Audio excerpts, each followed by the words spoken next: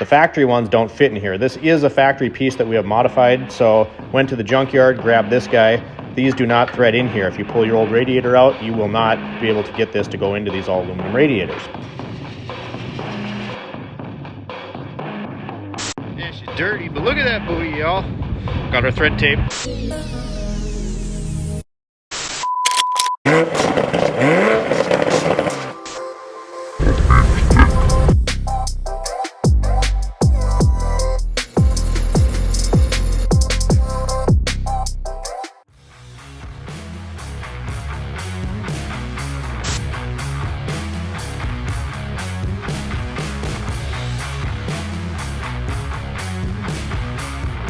Whoa, there we go, much better.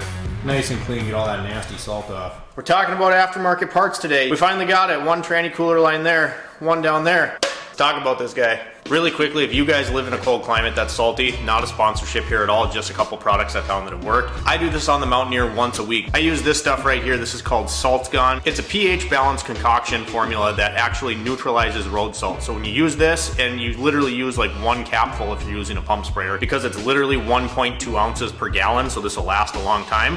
But I mix it, one capful, two capfuls if I want it stronger in my pump sprayer, and then I spray off the whole car, get all that nasty salt off. Then I'll usually rinse the car down with water and use a waterless wash product like this Rain-X here. This stuff just kind of gives it a nice shine, nice and smooth, and it's supposed to repel water and snow, all that kind of stuff. So then with those things, along with fluid filming the car once a year, I feel pretty good about having this thing in the Minnesota winters, because God knows that you leave your car long enough. We just showed you that video last week of that customer whose car was so rusty that she needs a new car. If you haven't seen that, go check it out. Anyway, point of this video is, in the last video, we talked about stuff we had coming up for the Mountaineer, and one of the things was an all aluminum radiator. Just held it up there and it was in front of my face, so I'll see how that looks when we edit this video, but I didn't want any more plastic tanks. Modern radiators, you have your aluminum core and then the tanks are crimped onto the side and they're plastic, right? More often than not, when I see radiator failures, it's either the plastic tank starts to turn brown and you know that plastic's on borrowed time.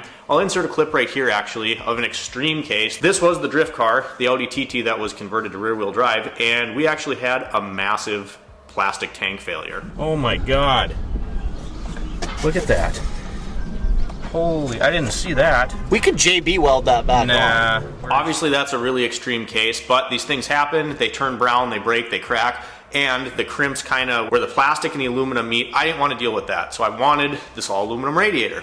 Last week I said hopefully we would start on this the next day. Well, turns out the problem we found is this radiator didn't come with any fittings, and therein lied the problem. I wanted to figure out where I could get adapter fittings to go into the transcooler ports so that I could actually get it together. I didn't want to tear this apart and do the thermostat housing, the water pump, all this stuff, the radiator, and then have to put my old unit back in because I didn't have the right fittings. Could you just run an external transcooler and bypass this thing? Of course you could, but a couple things. One, that's another thing that I have to mount and figure out where to put in the car. And two, especially in our climate, last week it was in the -30s with the wind chill. And it kind of sounds stupid here, but because that transcooler is right next to the radiator, that's gonna help the trans fluid actually kind of stay warm when we have those extreme conditions here. So I wanted to use the transcooler that's built into this new aluminum radiator. You guys would not believe the time that we had going to actually try to find these transcooler lines. First, we went to a Farming Supply hydraulic hose fitting place that's here in town, local. I forget the name of the place. They didn't have anything that would work. So then we went to Performance Auto, which is a fantastic shop. A lot of the dirt track guys go there, a lot of the drift guys. This is kind of their specialty, is figuring out these aftermarket parts.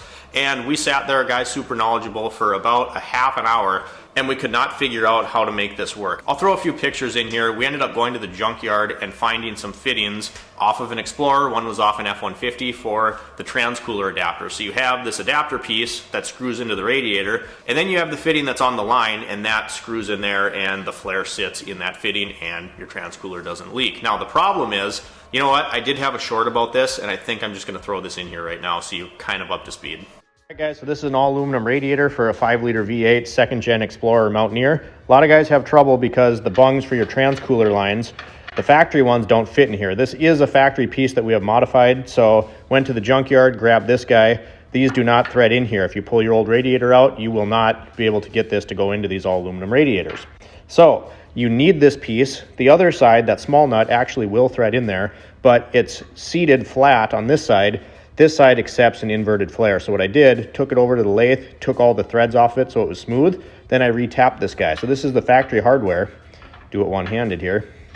Actually was able to make that work and be able to utilize this transcooler. So therein lies the problem, right? We have a flat fitting that goes into the radiator itself, and then there's that inverted flare fitting that that adapter has to house the line, and we couldn't figure out how to deal with this, right? And then you get into threads, and if you want to feel stupid, you guys, start dealing with different thread pitches, especially when you get into pipe threads. NPT stuff, it's like, oh, this is a 3/8, but it's not really a 3/8, right? So it kind of throws you through a loop there. We ended up finding a fitting at Max Hardware. It didn't have the inverted flare piece, so it wouldn't work. But like an idiot, I'm carrying the radiator around trying to find something that threads in there, and a 3/8 MPT seemed to thread in there just fine. So then, of course, I don't have that tap. We go to Harbor Freight, we get a tap set, and we're like, you know, this is kind of the idea, is we're gonna make one of these fittings work. So then we go over to the lathe. So we shave all the threads off this thing. We have this nice, you know, threadless fitting now, and we're going to tap it with this 3/8 MPT fitting because we're at Max Hardware, that's what threaded in there.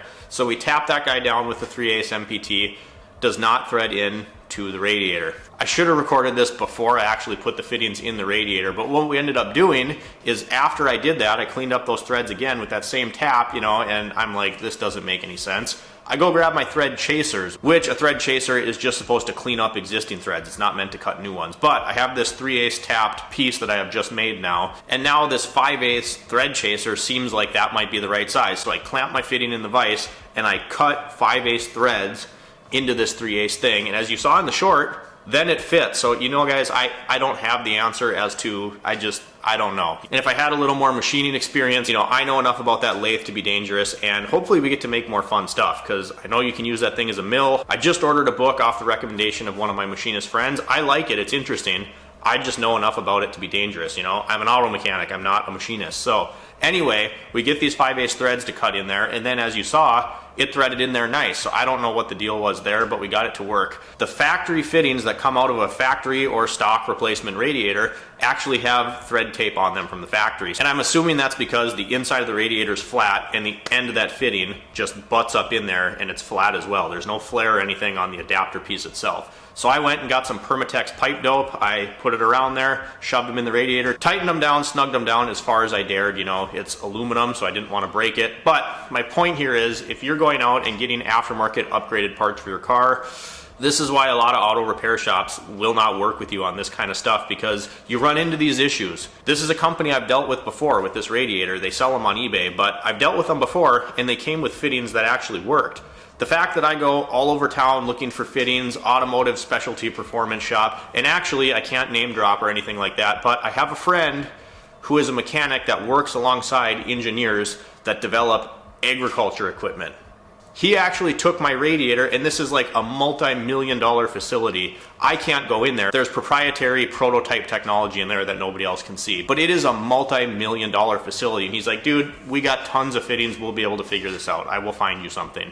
He looked for over 45 minutes through every kind of fitting they have imaginable on the ag industry side of things.